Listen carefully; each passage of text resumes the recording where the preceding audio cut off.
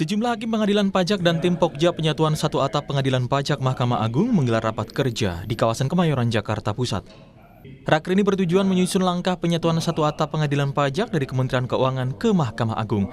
Raker dihadiri oleh Ketua Muda Tata Usaha Negara Mahkamah Agung, Julius, dan Ketua Pokja Penyatuan Satu Atap Pengadilan Pajak, Irfan Fahrudin, Hakim Agung Kamar Tun MA, Yodi Martono Wahyunandi, Luli Tri Cahyaningrum, Dirjen Badimil Tun MA, Panitera Muda pada Kamar Tun, Panitera Pengganti, dan sejumlah Hakim Justisial Mahkamah Agung, serta para Hakim Pengadilan Pajak.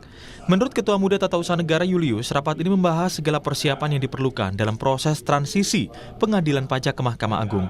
Rapat membahas rancangan transisi pengadilan pajak secara mendetail, mulai dari aspek administrasi organisasi hingga keuangan yang akan dipindahkan ke dalam Kesekretariatan Mahkamah Agung. Oleh Ketua Mahkamah Agung telah dibentuk tim Pokja, kelompok kerja, dalam rangka penyatuan atap pengadilan pajak ke Mahkamah Agung.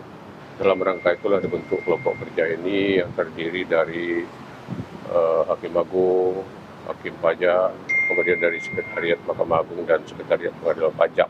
Kita membahas beberapa hal, tapi tentu seputar organisasi, administrasi, dan keuangan dari Pengadilan Pajak, bagaimana ini nanti dipindahkan semuanya ke Sekretariat Mahkamah Agung, di mana nanti posisinya di bawah Direktur Jenderal mana, itulah nanti akan kita atur.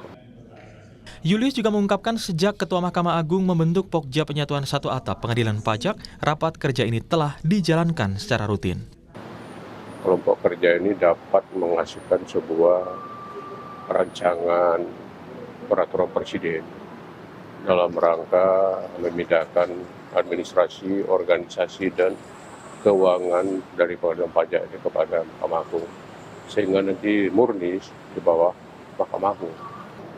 Karena ini menyangkut antar kementerian, dan di sini terlibat juga seperti Kementerian Aparatur Negara, Kementerian Keuangan, dan juga Mahkamah Agung.